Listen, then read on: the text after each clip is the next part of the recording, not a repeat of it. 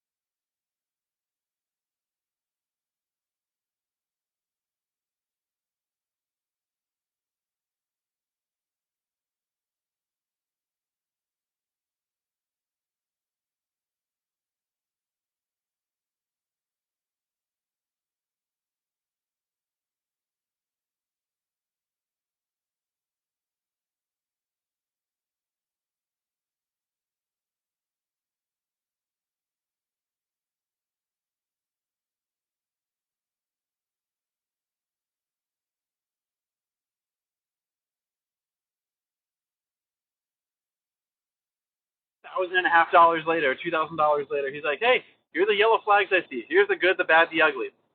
And at the end, I sent him the bill.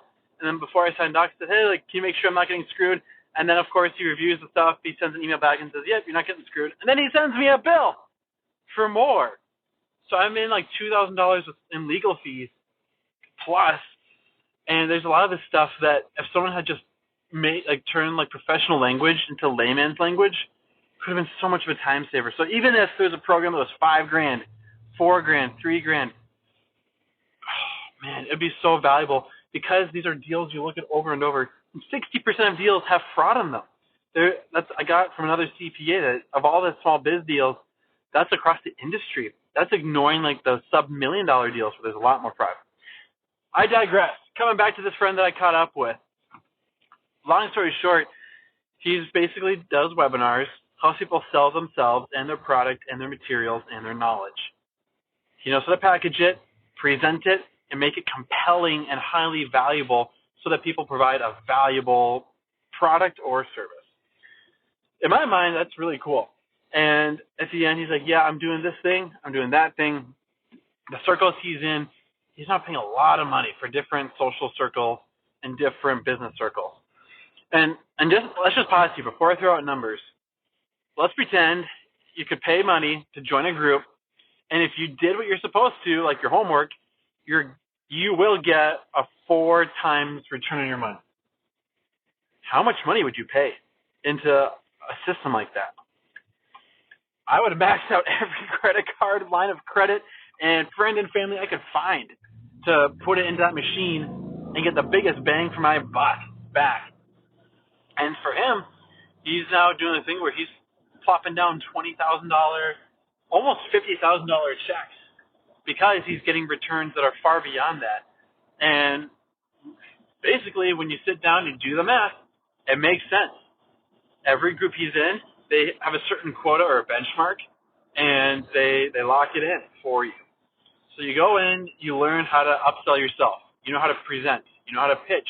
You know how to craft a compelling offer. You know how to create a valuable offer and an incredibly valuable deliverable for people, and something that you can do over and over and over and over again without burning yourself into the ground doing it. And so that's something that he's been doing. That's something he's at right now, and it's really cool to see. all that to say, guys, catching up with him, we did a quick Zoom thing. I wanted to add value to his audience. That's cool. And at the end of the 30-minute thing, I thought we were going to call it good for the day. We went for another hour and a half about my product offering. What content can I create? How do I package it? How do I present it? How do I create my own webinar? What are the key elements I need to do in my storytelling?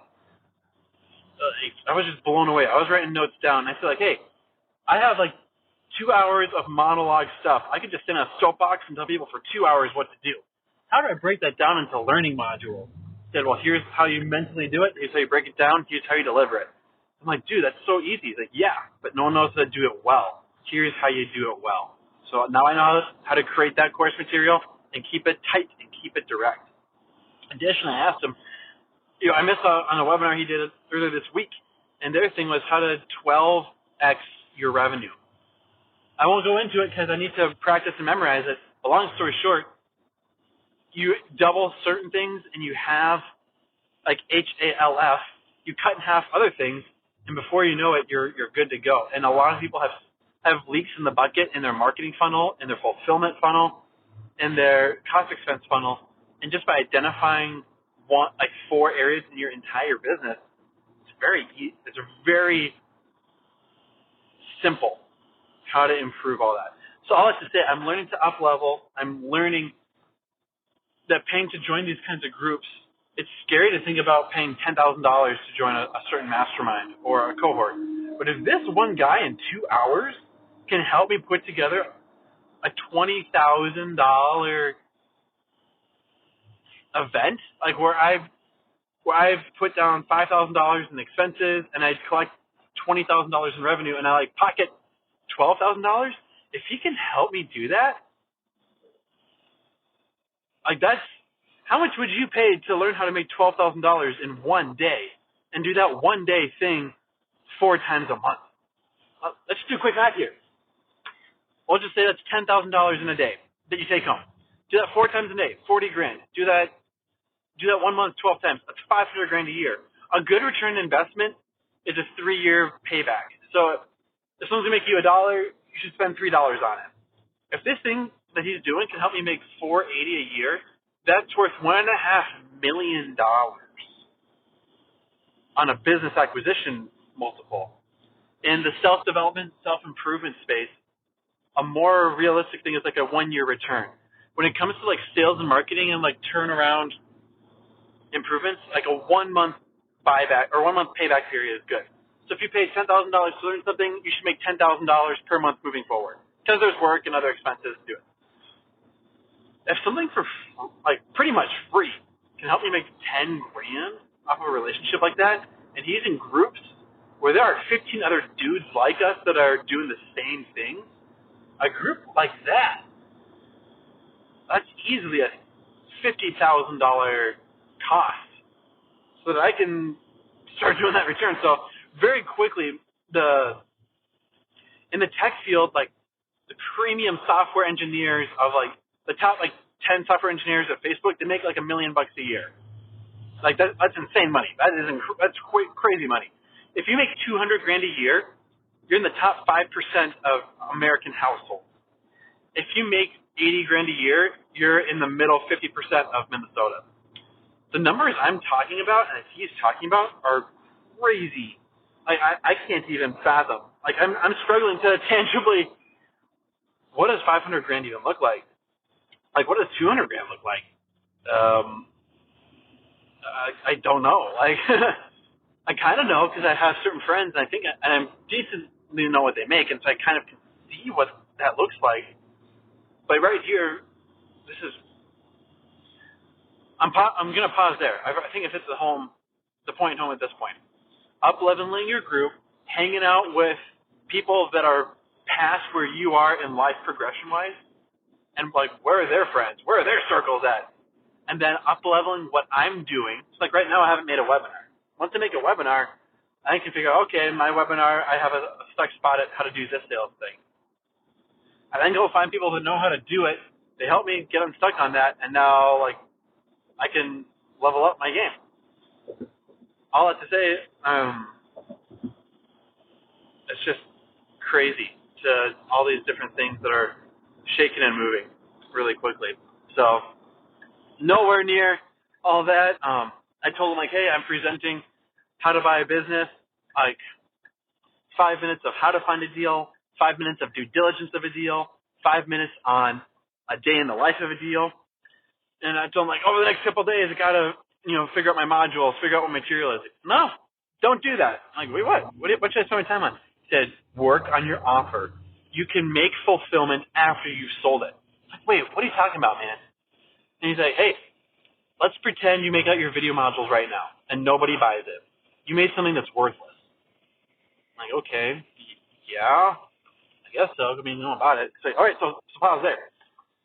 Let's say you sell something that you cannot fulfill, like how to buy a Ferrari. So, okay, well, I don't know how to buy a Ferrari. He's like, exactly. Do not sell how to buy a Ferrari. That's a trash course for you to sell. I'm like, yeah, I'm with you on that. So, all right, now, let's pause. How to buy a business. The due diligence things I should have known. Now that I know, what should other people know? So, yeah, I know that stuff. He said, yeah, don't make that yet.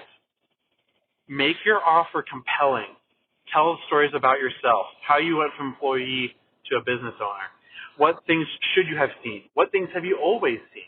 What things did you not expect you'd have to be doing after owning a business? That is all content you can create on the spot after you sell the material. When you buy a college textbook, you have to have the whole textbook done. When you sell a digital textbook like this, you only need to have week 1 done just before the students are learning week 1.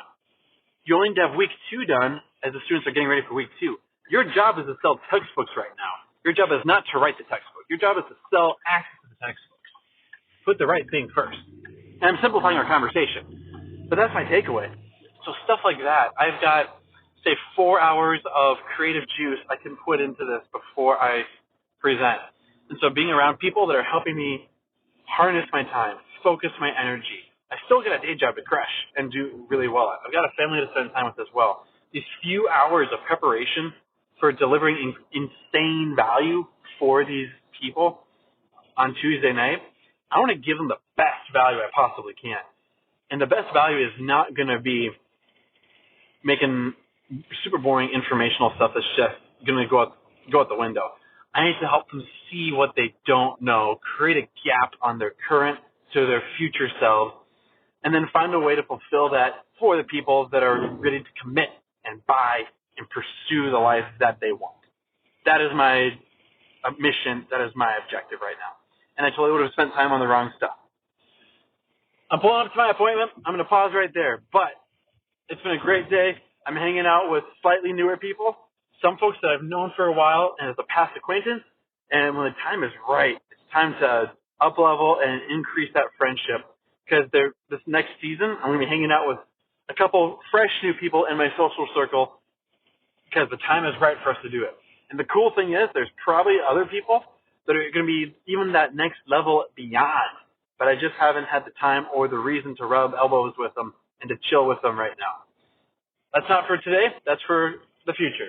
Today, right now, is to go enjoy the weekend, hang out with friends, be purposeful, be intentional, be present, enjoy the day, enjoy the moment, live with gratitude, bless others, and know that life is worth living. That's where we're at. That's where we're going. Let's rock and roll.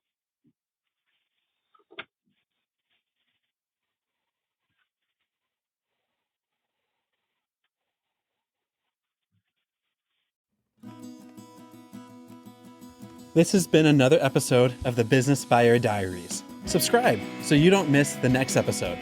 I hope you're realizing that business ownership is no cakewalk. Check the podcast notes for a link to the DIY due diligence program, the complete list of show sponsors, and for media inquiries. Music written and composed by Wes Schrock. I'm your host, Nathan Platter. Join me again on the next one.